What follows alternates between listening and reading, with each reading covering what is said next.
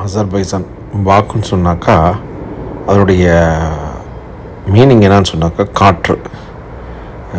காற்றுனாக்கா அந்த ஊரில் பார்த்தீங்கன்னாக்கா எப்போதும் ஈவினிங் டயத்தில் பார்த்தீங்கன்னா நல்லா காற்று அடிச்சுக்கிட்டே இருக்குது. ஸோ ஒண்டர்ஃபுல்லாக இருக்குது அந்த ஊர் பார்க்கும்போது. அந்த ஊருடைய கரன்சி வந்துக்கிட்டு மனாத்துன்னு சொல்கிறாங்க. ஸோ மனாத். ஸோ நீங்கள் பாக்குக்கு போனால் ரொம்ப ஈஸி தான். ரொம்ப துபாயில் இருந்தோம்னாக்கா யூஏயில் இருந்தோம்னாக்கா ரொம்ப ஈஸியாக போயிட்டு வந்துடலாம். ரொம்ப சீப்பான இதில் நம்ம போயிட்டு வந்துடலாம். பட்ஜெட்டோட ஒரு 2 days 3 days போனேன்டாக்கா நல்லா என்ஜாய் பண்ணிட்டு வரலாம். வீக் டேஸில் போனால் கூட ஒரு நாள் 2 நாள் அது மாதிரி போயிட்டு வந்துடலாம். ஆலிவ் மரம் அங்கே பார்க்கலாம். அங்கே உள்ள வெஜிடபிள்ஸ் ஃபுல்லாகவே அவங்க வந்துக்கிட்டு அங்கேயே விளைக்கிறாங்க. பெரிய லெவலில் எக்ஸ்போர்ட் பண்ணாங்களா என்னன்னு தெரியல. பட் ஆலிவ் காய் வந்துக்கிட்டு அந்த ஊரில் நான் அதிகமாக பார்த்தேன். அதுபோல் சில கட்டட கலைகள் வந்துக்கிட்டு ரொம்ப பிரமிப்பாக இருந்துச்சு. அதுபோல் அந்த கார்னிஷ், நீங்கள் பார்க்குற கார்னிஷு, அந்த பார்க்கு, டவுன் டவுன், அந்த ஓல்டு வில்லேஜ், இதெல்லாம் பார்க்குறதுக்கு ரொம்ப பிரமிப்பாக இருந்துச்சு. இது போல் விஷயங்களை வந்துக்கிட்டு நம்ம டூரிசம் ஒவ்வொரு இடத்துக்கு போயிட்டு வரும்போது ரொம்ப நம்மளுக்கு என்ஜாய்ஃபுல்லாக இருக்குது. ரெண்டாவது அந்த ஒவ்வொரு ஊருடைய கிளைமேட்டு, கலாச்சாரங்கள், மக்கள், பழக்க வழக்கங்கள் நம்மளுக்கு வந்துட்டு அதுலேருந்து ஏகப்பட்ட எக்ஸ்பீரியன்ஸ் கிடைக்கிது. அப்போ நீங்கள் இந்த பார்க்கு, இந்த நேஷ்னல் பார்க் பக்கத்தில் போயிட்டாலே ஏகப்பட்ட இடங்களுக்கு போயிடலாம், கவரேஜ் பண்ணிடலாம். அதில் லிட்டில் வேனிஸ்ன்னு சொல்லி ஒன்று வச்சுருக்காங்க. கார்பெட் மார்க்கெட் அங்கே தான் இருக்குது. பெரிய பார்க் இருக்குது. அப்புறம் பெரிய மால் அதோட கனெக்டாக இருக்குது. கார்னிஷ் அதோடு இருக்குது. எல்லாமே சூப்பராக இருக்குது அந்த ஏரியாவுக்கு போனாலே. அதுபோல் அந்த ஊருக்கு போனாக்கா நிசாமுதீன் ஸ்ட்ரீட்டுன்னு சொல்லிட்டு ஒரு இடம் இருக்குது. அந்த இடத்துக்கு போனேன்டாக்கா ரொம்ப ஃபஸ்ட் கிளாஸாக இருக்குது. யூரோப்புடைய ஃபுல் ஃபீலிங் நீங்கள் உங்களுக்கு கிடைக்குங்க. எப்போதும் பரபரப்பாக மக்கள் ஆரவாரமாக இருக்காங்க. அதுபோல் லைலா மஜ்னு அந்த ஸ்டோரியை வந்துக்கிட்டு இங்கே வந்து அவங்க சொல்லி காமிச்சாங்க. அந்த ஸ்டோரி உருவானது பாக்குவில் தானா, அசர்பைசானில் தானா. அந்த பொயட்ரி பேர் என்னமோ சொன்னாங்க, ஞாபகம் இல்லை. இங்கே தான் ஆரம்பிச்சிச்சான். அப்புறம் ஒவ்வொரு நாட்டுக்கிறவங்களும் இது எங்களுக்கு சொந்தம், உங்களுக்கு சொந்தம்னு சொல்லி சொந்தம் கொண்டாடிட்டு இருக்காங்க. மேக்ஸிமம் நீங்கள் போனீங்கன்னாக்கா ஏர்போர்ட்லேயும் வந்துக்கிட்டு நீங்கள் பணம்லாம் மாற்றிக்கிடுங்க.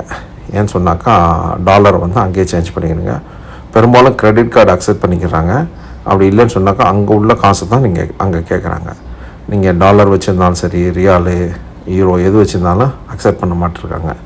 அதுபோல் நீங்கள் ரிட்டர்ன் வரும்போது உங்கள்கிட்ட எக்ஸஸாக இருந்துச்சுன்னு சொன்னாக்கா அதையும் நீங்கள் ஏர்போர்ட்லேயே மாற்றிக்கலாம். அப்போ உங்களுக்கு எந்த ஒரு பிரச்சனையும் இல்லை. அது ஸோ உங்களுக்கு செலவு பண்ணுறது ரொம்ப எக்ஸ்பென்சிவ்லாம் இல்லை. ஃபுட்டு வந்து பெரும்பாலும் எல்லாம் ஹலால் ஃபுட்டு இருக்குது. கிட்டத்தட்ட 99% முஸ்லீம்ங்கிறாங்க. ஸோ ஹலால் ஃபுட்டு ஈஸியாக கிடச்சிருது உங்களுக்கு. அங்கே ஹலால் ஃபுட்டு வந்துக்கிட்டு இந்தியன் ஃபுட்டு ஏகப்பட்ட, பாகிஸ்தானி இந்தியன் ஃபுட்டு அந்த ஓல்டு டவுனில் வந்து ஏகப்பட்ட பக்கத்துலேயே கடை இருக்குது. ரொம்ப சூப்பராக இருக்குது. சாப்பாடு வந்து பெரிய அளவில் பிரச்சனை இல்லை. ரெண்டாவது ஃப்ரூட்ஸ் வந்து ரொம்ப டேஸ்ட்டுன்னா சொல்ல வேண்டியதில்லை, அந்த அளவுக்கு டேஸ்டியாக இருக்குது. அது எப்படி வர்ணித்து சொல்கிறதுன்னு தெரில, அவ்வளோ டேஸ்டி அந்த மாதிரி இருக்குது. அப்புறம் அங்கே வந்துக்கிட்டு மாதுளம்பழம் தான் அதிகமாக விளைக்கிறாங்க போல இருக்குது. ஒரு வாரம் ஃபுல்லாக அங்கே ஃபெஸ்டிவல் வருமா, மாதுளம்பழம் ஃபெஸ்டிவல். அந்த ஒரு வாரம் ஃபுல்லாக அந்த ஃபெஸ்டிவல் மாதுளம்பழத்தை வச்சு தான் கொண்டாடுறாங்க. அதுபோல் சின்ன சின்ன ஷாப்பு, பெரிய ஷாப்பில் எல்லாம் போனாக்கா மாதுளம்பழத்தை வச்சு நயமா விஷயங்கள் பண்ணி வச்சுருக்காங்க. அந்த சூக்கில் போயிருக்கும்போதோடு பார்த்தேன் பலவிதமான மாதுளம்பழத்தை வந்து பலவிதமாக கலர்ஃபுல்லாக டிசைனாக வச்சுருந்தாங்க, ஷோகேஸில் வைக்கிற மாதிரி. அப்புறம் உங்களுக்கு ஒரு லாங் ட்ரிப்பு போகணும், நீங்கள் போகும்போது நீங்கள் கிட்டத்தட்ட ஒரு 5-6 கிளைமேட்டை வந்து நீங்கள் ஃபேஸ் பண்ணுவீங்க. ஒரு 200 கிலோமீட்டர் நாங்கள் போனோம், போல்வாக்குன்னு சொல்லிட்டு ஒரு இடத்துக்கு. அந்த இடத்துக்கு போகும்போது ஒரு மலைகளில் வந்து ஸ்பீடில் வந்து 80, 70, 90, 100 அது மாதிரி தான் இருக்குது. அதுக்கு மேலே போக மாட்டிருக்காங்க. பயங்கரம் போலீஸ் செக்கப்லாம் கடுமையாக இருக்குது. பிடிச்சிக்கிட்டே இருக்காங்க. ஏகப்பட்ட சார்ஜ் பண்ணுறாங்க போல இருக்குது. அதனால் எல்லாருமே பயப்படுறாங்க. ஸோ ஊருக்கு போகும்போது அந்த போகிற வழியே ஒரு 5-6 டூரிஸ்ட் ஸ்பாட்ஸ் இருந்துச்சு.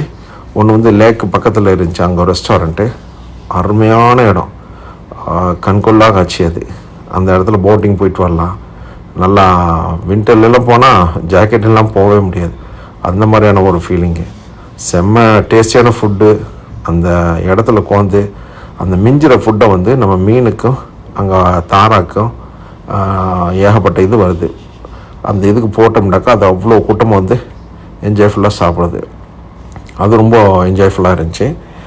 ஸோ அதை முடிச்சுட்டு நாங்கள் கேபிள் கார் தான் ஹைலைட். இதில் நீங்கள் கேபிள் கார் வந்து கிட்டத்தட்ட 2000 மீட்டர் ஹைட்டில் போகுது. ஃபஸ்ட் கிளாஸாக இருக்குது அந்த இடம். அந்த ஒரு 5 ஸ்டார் ஹோட்டல் உள்ளுக்குள்ளே போய் தான் போகணும். அந்த ஹோட்டலில் போயிட்டு போகும்போது அங்கே உள்ளால் பார்த்தீங்கன்னாக்கா ரொம்ப டாப்பாக இருக்குது. நீங்கள் அந்த கேபிள் காரில் போகும்போது அந்த ஃபீலிங் ஜர்க்கு எதுவும் இல்லை. நீங்கள் 20 மணி நேரத்து வாங்கினாங்க ஃபுல் இதுக்கு. அது பக்கத்துலேயே குவாட் பைக் ரேஸ்லாம் வச்சுருக்காங்க. நிறைய ஆக்டிவிட்டீஸ் இருக்குது அந்த ஏரியாவில். அப்போ கொஞ்சம் வின்டரில் போனோம்னாக்கா அதுக்கு கொஞ்சம் மேலே போனோம்னாக்கா ஸ்கேட்டிங் இதெல்லாம் போகிற மாதிரிலாம் தனியாக ஒரு ஆக்டிவிட்டீஸ் வச்சுருக்காங்க. அந்த ஹோட்டலு அந்த ஏரியா எல்லாம் பிரமிப்பு தான். அந்த சிட்டி பார்த்தீங்கன்னாக்கா சின்ன சின்ன குட்டி குட்டி வீடு மாதிரி காலனி மாதிரியே கட்டி வச்சுருப்பாங்க. அது ரொம்ப எனக்கு இன்ட்ரெஸ்டிங்காக இருந்துச்சு.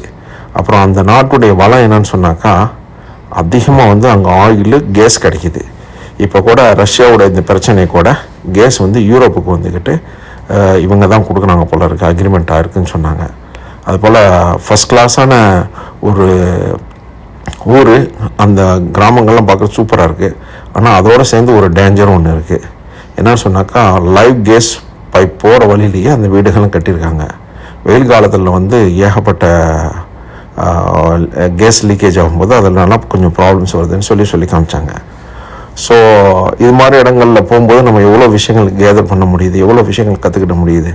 அப்புறம் நம்ம டூரிஸ்ட்டாக போகும்போது பல கடைகளுக்கு போய் அங்கே என்னென்ன தேவைகள் இருக்குது அப்படிங்கிறத நம்ம விசாரிச்சுக்கலாம்.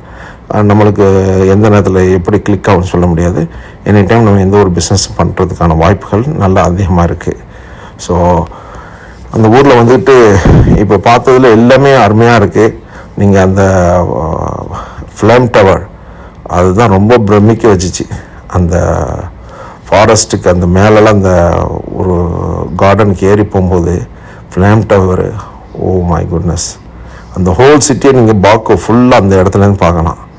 ரொம்ப பிரமிப்பாக இருக்குது. கூட்டங்களை பார்த்தீங்கன்னாக்கா அலை மோதுது. இப்போயும் நல்ல சில்னஸ் இருந்துச்சு அந்த இடத்துக்கு. மலைகள்லாம் போகும்போது அடர்ந்த காடு, திடீர்னு பார்த்தீங்கன்னாக்கா சாதாரண ரோடு மாதிரி இருக்குது.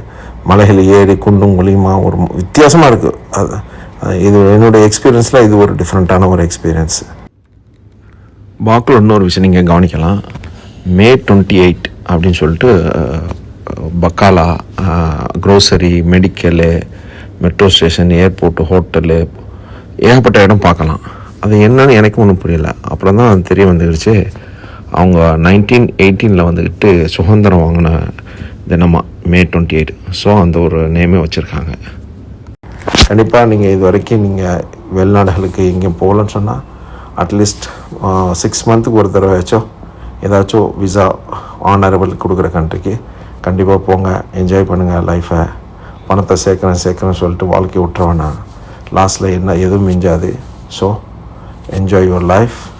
see you in another tour. இது வரைக்கும் நம்ம சேனலை சப்ஸ்கிரைப் பண்ணலன்னா சப்ஸ்கிரைப் பண்ணிக்கோங்க, ஷேர் பண்ணுங்கள், கமெண்ட் பண்ணுங்கள். தேங்க்யூ வெரி மச் ஃபார் வாட்சிங் லெஜெண்டரி டிஸ்கவரி.